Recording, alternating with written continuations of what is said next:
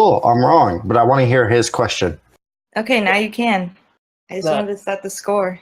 I don't know if my question is relevant or not. No, it is. Let's hear it. I want to hear it.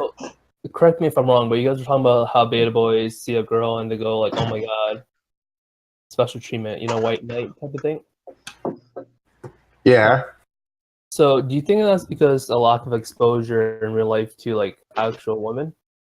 It's a mixture. It's not really a lack of exposure because when they're meeting girls for the first time, you start out in school and there's no like sexuality, and as you grow and hit puberty, there is, and then there's also at that same exact time social anxiety and other things. Well, that compounds with a lack of life stressors and other things that creates that system.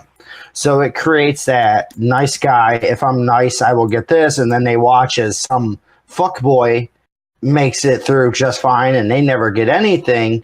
And it compounds in their mentality over time that because I'm not a fuckboy, et cetera, et cetera, et cetera. Yeah. And it's really just that. Are you calling me a fuckboy? Anyways, it's a whole compounding issue. Mother, why do you just wait till I'm talking to say something? But to get back where I was, it's a whole compounding issue for them. So it's poor development of lack of struggles.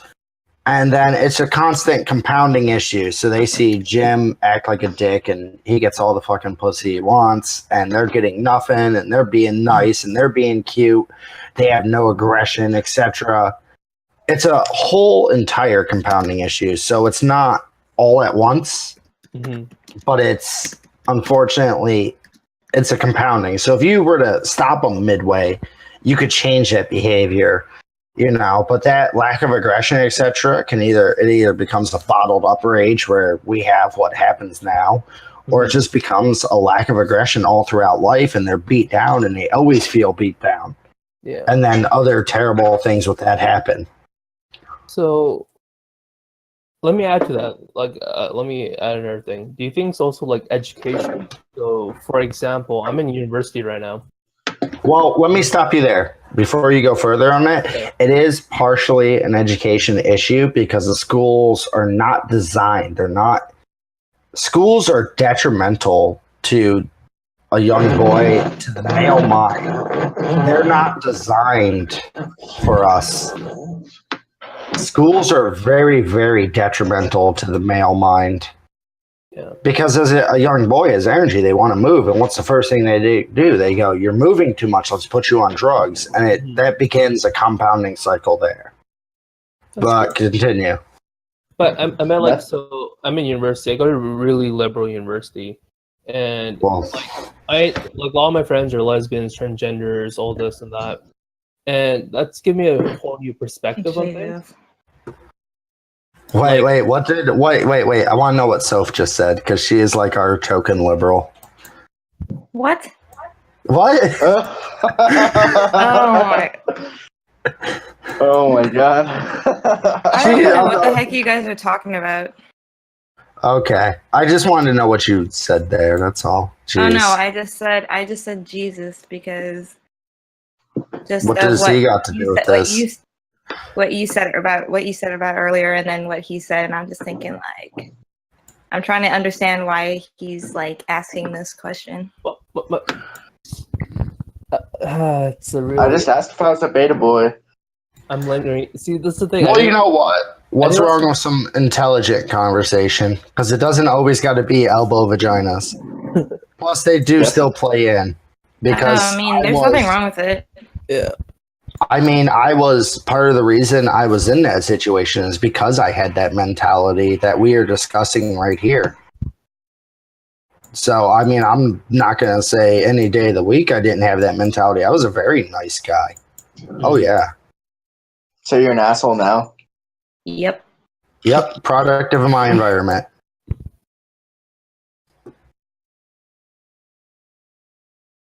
Wait, what were we talking about before? Well, he was about to say, we called Soph our token lib. But apparently she isn't, I guess. I'm not. You're not a Jesus. token liberal? Okay. You're really throwing like a lot of things that like assumptions I just had right off the bat down the river. Why And are it's you like hurting me. assuming stuff about me? Because I assumed your gender. Oh my god. Because I you hate look like one. already. You look like one, okay? I'm sorry. You just do. You get the short haircut, you like hipster things. You Oh no. you look like I don't follow any politics. So okay, well neither do I, so I guess for once we agree on something. Amazing. wow. Yeah. I guess we should just like make a cat sex story. Just You one, because can I do don't that. foresee us agreeing that much to do too. Anyways, Nicole, let's hear the rest of what you got. First things first. It's knuckle. You know, like the knuckles in your hand, on your fist. Oh, Oh, he told you. So first off, Nicole. bitch. When people call me Nicole, I'm like, really, dude? I'm 6'4", Okay. 250 Listen. pounds, with a beard. You think my name's Nicole? Wait, and Oh, you said you were. that was too good. Wait. That was too good. Wait. I like this guy. Wait, he said he was Native American, correct? Or is No. he like Indian? So He said Native American and Irish. Okay, as someone who shares. I'm not I thought it was Indian, like Asian Indian. Indian. I'm Indian. Asian, There you go. I'm Sorry. Third generation. Indian. I'm third generation Canadian though. Oh, Oh my god, he's just throwing so much down. He's like a third generation. Basically, That is such a I'm not- grab. I'm not your class of immigrants who lives in like Texas. Yeah, the 7-Eleven, you know. No, stop. You done fucked up. First off, how are you third generation Canadian, but also in Texas? Like, those are super far apart, right? No, you didn't get my joke. I'm saying I'm not like your wait, you're like first average tribe? Indian dude working at 7-Eleven in Texas. I guess Hey, I'm from Tense. Texas. I guess Tense is watching us stream because he just stood where I was doing agility and was like, "I love cocks." You know what, though, Nicole? I'd love to answer the rest of Oh your my question. gosh. No. I'm not Can I? call me Nicole. Okay. Fuck off. He's gonna beat fuck your off. ass. Let's go back to the main question. What were we even talking about? Well, he was talking about how his university was super liberal, and I'm guessing he's going to tell me he's super scared to be a masculine man in that situation. And I was going to tell him that he should be because they will send his ass to prison. No, I'm not talking about myself. So I misheard you guys' conversation about beta boys and stuff. So I was just talking about how the mentality can be, you know. Yeah, but I wanted then you had a second part with your university, and I'm really interested in where this is going. I'm saying like I kind of have that mentality growing up because the internet stuff. But when I went to university and I got more real life experience, my mentality changed. So I was just wondering if it's like a Well, with age, confidence comes. Mhm. So that's its own thing. But you also threw out like you have the transgender and all that going on at your college, and I really wanted to know where you were going with that. So I think we're having a conflict of communication here. I just want to know where that ties in. Sure. Where does it tie in? He just goes to a school that has that. So my school, it's really liberal and stuff. Anyways, my point is I've met a lot of women, and my first thought isn't, oh, I should fuck them. You know what I mean? Jeez, he's actually has some sense. Well, that could also be age. Because, to me, I look and I go, is it even worth the hassle? But I'm also, I'm mid to late 20s. So, to me, I look at it and I go, fuck it. Mm-hmm. I don't know. It's like if I want to be their friend, then I'll be their friend. But like if I want to like have a relationship, obviously I'm gonna like think about like having sex. But my question is: does the friend thought come first, or does sex thought come first for you? Ooh, that's a good one. Because for me, I always think of friend over sex. Well, here's the thing with the mentality of the friend part is it's harder to go from that to anything else. And that's a compounding thing. As a guy, you're more just with like testosterone and shit. Mm-hmm. You're less likely to friend someone quickly, etc. But you know who puts it perfectly is I was just watching her special too. Ali Wong puts it perfectly. Oh yeah, she's good. A chick who makes you work for the fuck usually is someone who is thinking long term. A chick who like you get her a drink and she lets you in that shit right that night. Mm-hmm. You are nothing to her but a good time. That's it on that front. And I think her justification there is, see, and this chick's agreeing. I think that's a really good justification. And I would say that even follows over to the male side. Like, well, it's not even like a bad thing. I feel like you're like trying to paint it like as like a bad thing. Obviously, you're gonna have like some like people in your life that you're just gonna fuck, and like some people in your life that you want to like stick around. Yeah, that's what I was trying to get at. Yeah, no, I'm not painting any of it as a bad thing. I mean, people are different all the way around. I'm not sitting here going, look, you need to be like hyper masculine, want to fuck everyone, because you know what? That's his own thing. That's what I was trying to get at. That's what I was trying to get at. You never really let me like answer the question if I think like one thing or the other first. Like if for example, if I'm at a club, then like I definitely want to like get with the chick, obviously. Mm-hmm. Like, because you're at a fucking club, you're drinking and shit. But like every person that I've met at my school, I haven't thought about like fucking them or anything. There's definitely tons of girls there and shit. Mm-hmm. It's just kind of like my university. It's just like people that I go to school with. So it's just the environment then. Yeah, well, it's part of environment, etc. So here would be another question, and not to dive too deep into it. How old are you? Me? Oh, yeah. Or Hagrid here. Or whoever is complaining that they don't look at people and go, I want to fuck. Well, I'm 20. You're 20? Yeah. So to be all honest, and this is going to sound a little mean, to not have like a ton of sexual thoughts at 20 could actually in itself be a low T imbalance. I guess so. So it's not, listen, just because you sit there and think, oh, I want to fuck her, it doesn't make you a pervert or anything. That's a biological function. Yeah. So the fact that you are lacking a lot of those thoughts throughout the day is a sign that maybe your diet isn't good. Maybe you're carrying too much fat, which is creating estrogen in the body. If you're lacking... What? Like, listen. I'm always horny as fuck. I eat really good too. And like, my point is like, I used to think like that, like 2 years ago before university, but now it's just like I don't know what it is. Like I'm just not like striving for that anymore. I'm thinking more about. But see, but that could either it's a mixture of the environment, which pushes down, but it's also probably a good sign of a low T level, etc. Because I hate to tell you, but at 20, a stiff breeze, you should be putting a book in front of you still. Well, like, the thing is, like, in high school, I was in a long relationship for 3 years. Oh, shit. So technically, I've dated 2 girls from high school to now. And they're all long-term relationships. So I think that might have something to do with it, you know? That might have put you in a way different mindset, and that's its own thing. All I'm saying is, you know, it wouldn't hurt, you know. I'm looking at it more from the medical perspective. Were you sexually active with them? Yeah. Okay.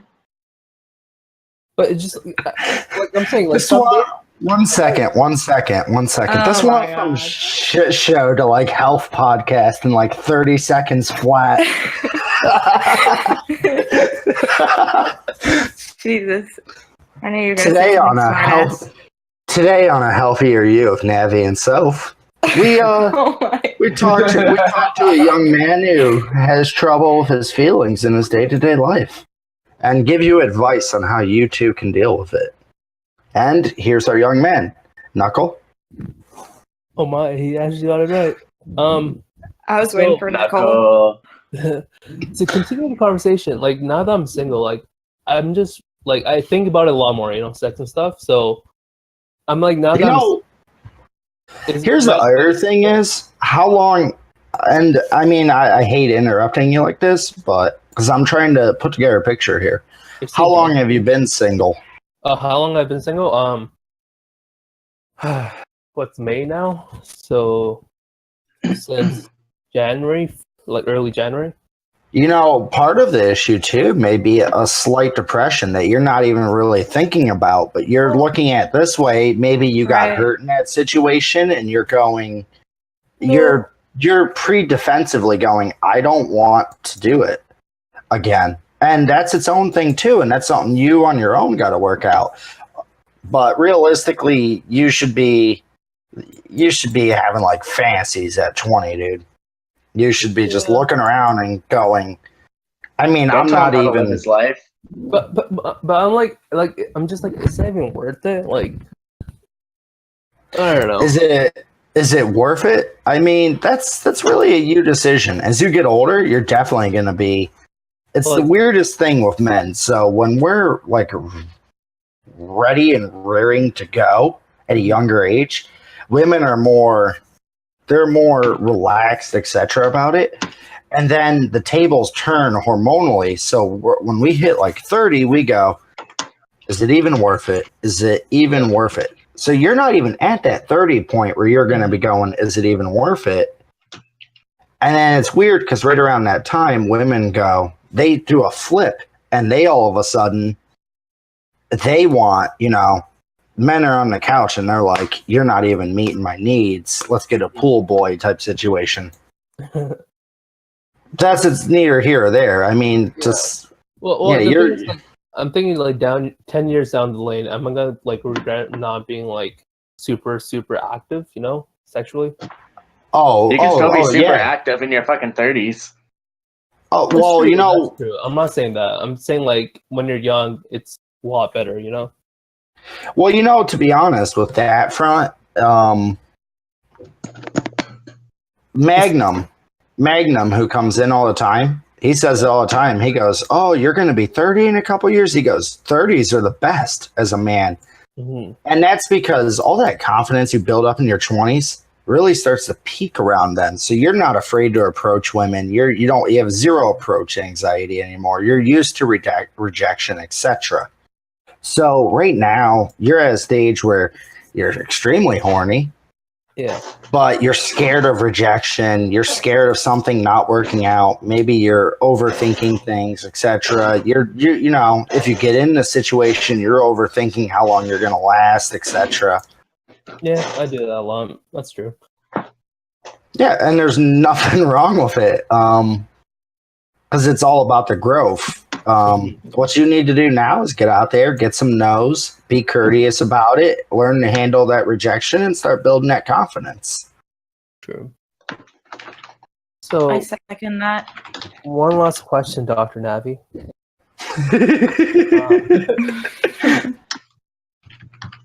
My question is, or I guess a train of thought, I just lost. Give me 2 minutes to recover. What? I had a question that I lost it, so I'm gonna try to think about it. Just give me a second.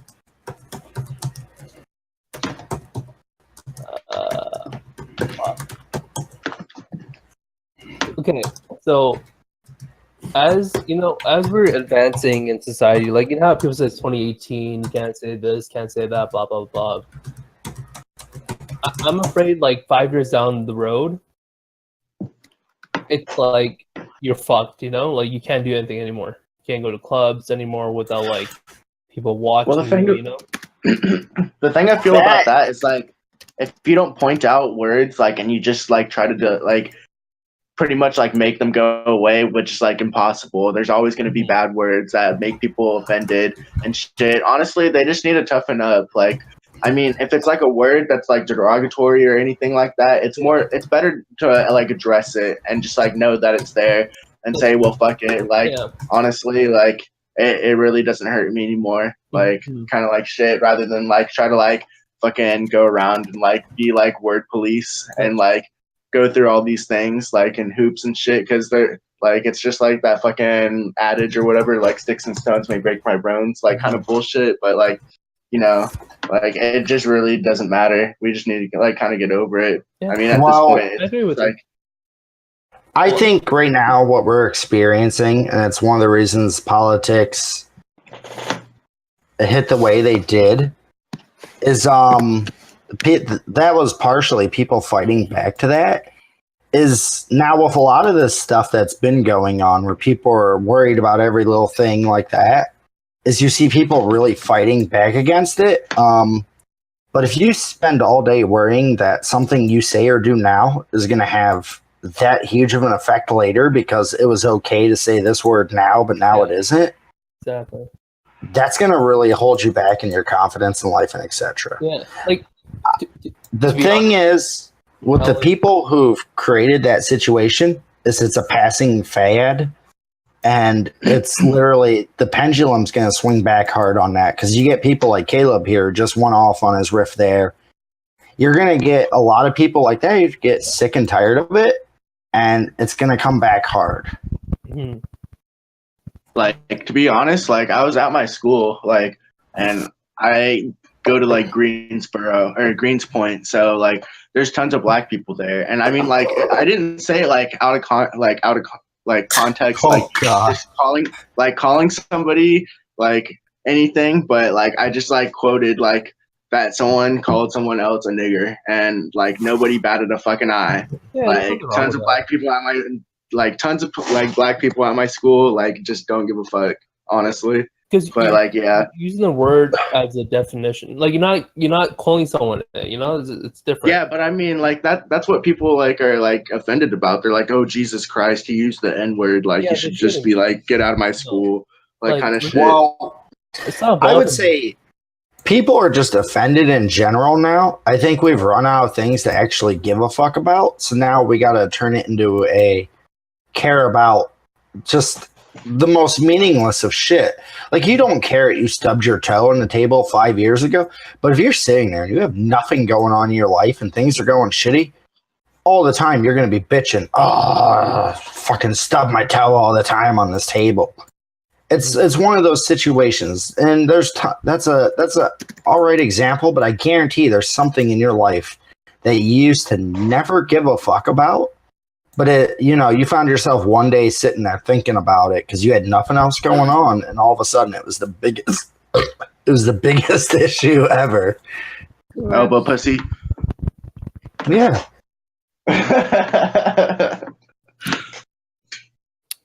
Good talk. Well, yeah. I'm gonna sign off. Why?